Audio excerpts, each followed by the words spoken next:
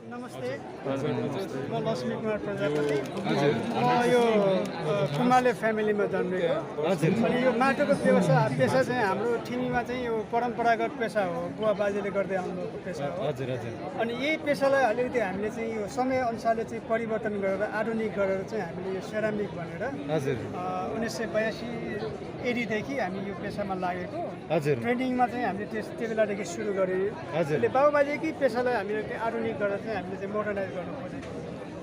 नेपालकै अब कच्चा पदार्थ युज गरेर अब जीवन आर्जन गर्ने चाहिँ आय स्रोतको चाहिँ बाटो बनाउने चाहिँ हामी यसमा लागेको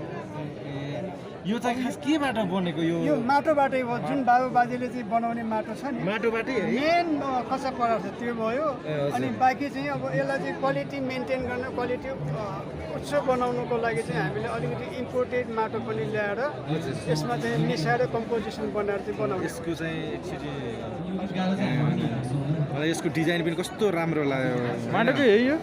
यसमा सायद यसमा हामीले हाम्रो चिया अथवा केही चिज लियो भने हाम्रो स्वास्थ्यको हिसाबले केही फाइदाजनक छ कि छैन त्यस्तो चाहिँ यसमा चाहिँ यसलाई चाहिँ स्वास्थ्यलाई चाहिँ हानिकारक गर्ने चाहिँ तपाईँ छँदै छैन हजुर जस्तै प्लास्टिकको मेटलको उसमा चाहिँ अब विभिन्न कुरा सुनिन्छ नि यसले चाहिँ स्वास्थ्यलाई असर गर्छ भनेर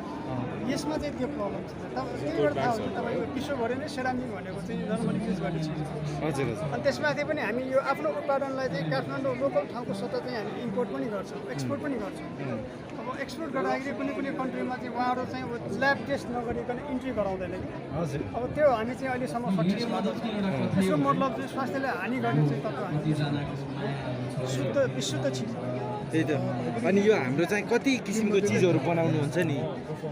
यो आफ्नो चाहिँ अब हातको कला हो सिप हो यो सबै हातबाट बनेको हो हातबाट बनेको ए नाइस हामीले चाहिँ यति उति भनेर चाहिँ भन्न सकिँदैन धेरै बनाउन सकिन्छ अब कुनै कुनै टेक्निकली हातले नहुने चिज बाहेक प्रायः जसो बन्छ त्यही त मलाई चाहिँ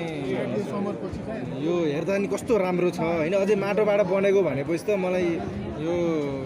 अझै क्वालिटीको हिसाबले गर्दाखेरि यसलाई चाहिँ स्टोनवेयर भनिन्छ नेपालमा चाहिँ सर्वप्रथम हामीले थिमी सेरामिकले चाहिँ स्टोनवेयर क्वालिटी डेभलप गरेको हजुर हजुर 2004 देखि है हामीले यसको लागि चाहिँ 4 वर्ष चाहिँ अथक प्रयास गरेको नेपालमा सबभन्दा बढी कडा खालको सेरामिक भनेको पहिला चाहिँ अब बुवा बाजेले बनाउनु चाहिँ एकदम लो टेम्परेचरको एकदम चाँडै चिप हुने चाँडै फुट्ने होइन त्यो समस्या छ यसमा चाहिँ त्यो कम छ अनि त्यसपछि हाम्रो जति पनि कस्टमर भ्युअरहरूले उहाँलाई मन परेर यो लिन चाहनुभयो भने चाहिँ उहाँहरू कहाँ कसरी लिन सक्नुहुन्छ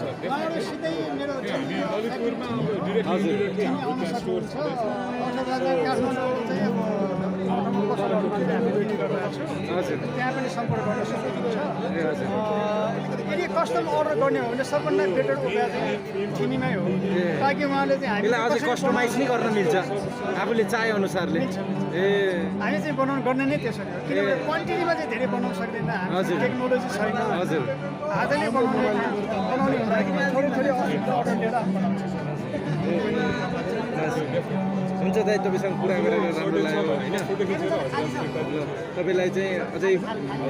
राम्रो व्यवसायको शुभकामना होइन राम्रो गर्दै जानु धन्यवाद